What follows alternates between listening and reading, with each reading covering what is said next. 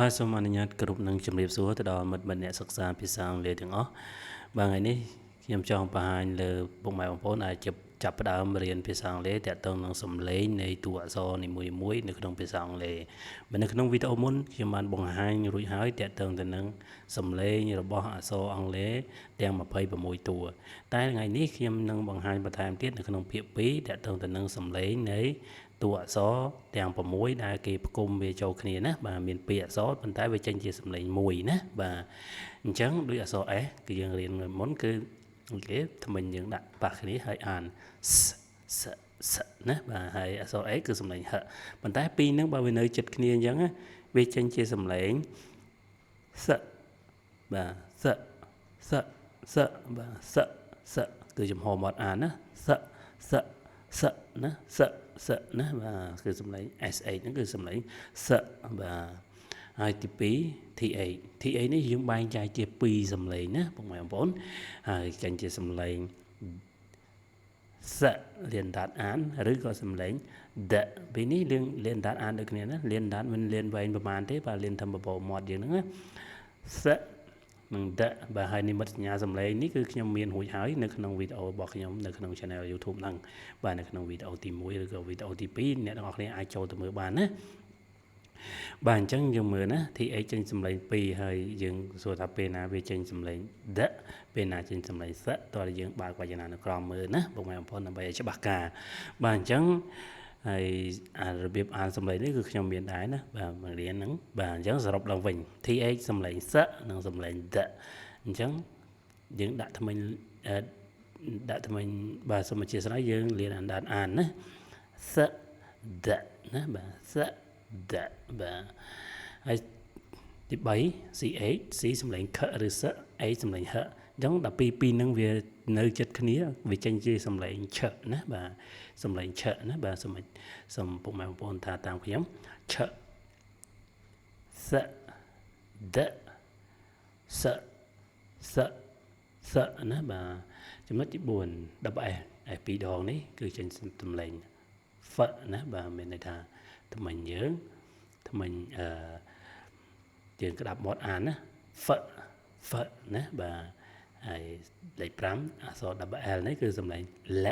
បាទហើយទី6 CK នេះគឺសំឡេងខបាទអញ្ចឹងកុំឲ្យខាតពេលវេលាយូរយើងទៅតាមដាននៅក្នុងសាច់វារៀនទៅជាមួយនឹងខ្ញុំដូចតទៅបាទទី1គឺសំឡេង SH គឺសំឡេងសណាបាទដូចជាពាក្យនេះបាទសអ៊ីផ10បាទសអ៊ីផ10យើងប្រែថានាវាណានាវាធំហ្នឹង10ហើយណាបាទ10បាទចំហបត់អានណា10បាទហើយជាពាក្យនេះ F គឺសំឡេងគេយើងរៀនកាលពីមេរៀនទី1គឺសំឡេង F បាទហើយនេះគឺសំឡេង E បាទនេះ E SH គឺសំឡេងសណាបាទ face បាទ face បាទ face បាទយើងប្រកបថា face បាទយើងថាត្រីឬក៏មច្ឆាណាបាទ CA កំឡេងសដែរនេះគឺនិមិត្តសញ្ញាវាណាបាទនិមិត្តសញ្ញាសំឡេងនៃពាក្យនេះបាទសអ៊ីស៊ីណាបាទសអ៊ីស៊ីបាទខ្ញុំប្រែថានាងដល់លើមនុស្សស្រីណាដូចជាពាក្យមួយនេះសអ៊ូស៊ូសបាទសអ៊ូស៊ូសយើងប្រែថាស្បែកជើងណាបាទនេះគឺ SH គឺសំឡេងសបាទចំហមាត់អានណាសណាបាទចំណុចទី2យើងរៀនទៅលើ TH នេះចេញជាសំឡេងសលៀនដាតអានឬក៏សំឡេងដលៀនដាតអានដូចគ្នាណាបាទសដបាទចំណុចនេះខ្ញុំបែងចែកជា2ពាក្យទី1គឺសអ៊ីណសិនណាបាទសអ៊ីណសិនបាទសអ៊ីងthink បាទ think បាទ think ប្រែថាគិតណា think បាទយើងប្រែថាគិតបាទនេះគឺនិមិត្តសញ្ញាសំឡេងនៃពាក្យនេះណាបាទហើយទីផ្នែក B គឺសំឡេង the បាទ the ដូចជាពាក្យនេះ days បាទ days បាទ days បាទប្រែថានេះ that បាទ that ប្រែថានោះណាអញ្ចឹងសួរថាបញ្ជាក់ម្ដងទៀតណា ពេលណាយើងសម្លេងដពេលណាចេញសម្លេងសគឺយើងត្រូវចងចាំវាណាហើយឬក៏យើងទៅបើកវចនានុក្រមមើលណាបាទបានដឹងច្បាស់ការណាបាទបើសិនជាពុកម៉ែបងប្អូនចំណាំជួនកាលអាចភ្លេចអញ្ចឹងបើសិនជាចេញសម្លេង TH ផ្សេងទៀតពុកម៉ែបងប្អូនអាចទៅបើកវចនានុក្រមមើលហើយអាននិមិត្តសញ្ញាសម្លេងវាទៅយើងដឹងហើយណាបាទគាត់ថានេះគឺសម្លេងសនេះគឺសម្លេងដបាទវាចេញជាពីរសម្លេងណា TH ហ្នឹងបាទហើយចំណុចទី3គឺសម្លេងឆណាបាទឆបាទ CH គឺឆចំណិចណាបាទសម្លេងឆបាទដូចជាពាក្យនេះឆអែ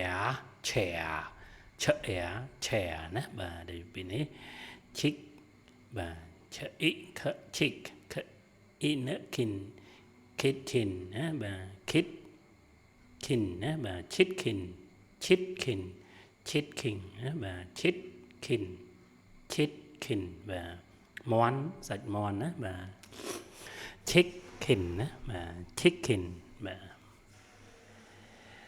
ដូចជាពេលនេះបាទឆអបផឆប់បាទយើងអានថាឆប់ណាសម្លេងឆណា CA នេះសម្លេងឆណាឆអបផឆប់បាទ chicken ណា chicken chair ណាបាទយើងប្រែថាអីប្រែថាមន់ប្រែថាកាត់ណាពាក្យ3នេះបាទអញ្ចឹងយើងទៅមើលទៀតណាបាទចំណុចទី4គឺ f ណាសម្លេង f សូដល់បែរនេះសម្លេង f ដូច off បាទ off បាទឃើញទេប្រែថាបិទ off ហ្នឹងណា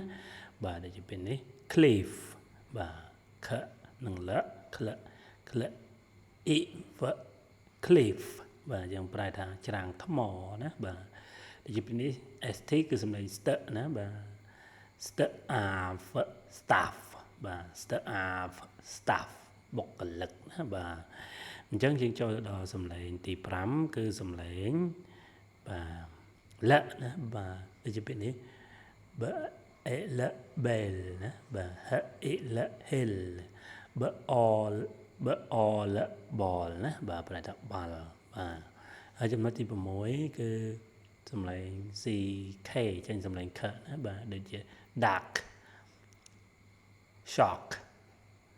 bake បាទឃើញទេចេញសម្លេង K CH ហ្នឹងណាបាទ CK បាទសូមអធិស្ឋានបាទអញ្ចឹងយើងទៅមើលសម្លេងវាម្ដងទៀតណាខ្ញុំ review ម្ដងទៀតហើយអ្នកនរគ្នាព្យាយាមតាមខ្ញុំផងបាទអញ្ចឹងយើងមើលសម្លេងទី1គឺសម្លេងស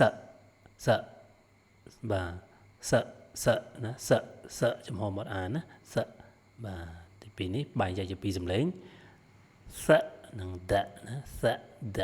បាទសដបាទទី3គឺសម្លេងឆណាបាទឆ CH សម្លេងឆបាទទី4សម្លេង F បាទទី5គឺសម្លេងលទី6គឺសម្លេងខបាទអញ្ចឹងខ្ញុំមកបង្ហាញអ្នកនរគ្នាតើតើនឹងតមេរៀនរបស់យើងគឺមេរៀនទី2តើតើនឹងសញ្ញាបាទសូមអធិស្ឋានគឺសម្លេងរបស់តួអក្សរនៅក្នុងភាសាអង់គ្លេសបាទនេះគឺជាវីដេអូទី2បាទហើយវីដេអូខ្ញុំមានច្រើនវីដេអូដែរតើតើនឹងនិមិត្តសញ្ញាសម្លេងនៅក្នុងភាសាអង់គ្លេសនេះដែរហើយបើសិនជាអ្នកនរគ្នាចាប់អារម្មណ៍ចូលនៅក្នុង channel YouTube ហ្នឹងទៅឃើញណាបាទនៅក្នុង playlist គេដាក់ថារៀនប្រកបបាទអញ្ចឹងអ្នកនរគ្នាចូលទៅមើលទៅឃើញណាបាទសូមអរគុណច្រើនបើសិនជាពេញចិត្តវីដេអូនេះអ្នកនរគ្នាអាចចុច Subscribe បានដើម្បីទទួលបាននៅវីដេអូថ្មីៗទៀតណាបាទសូមអរគុណច្រើនសូមជម្រាបលា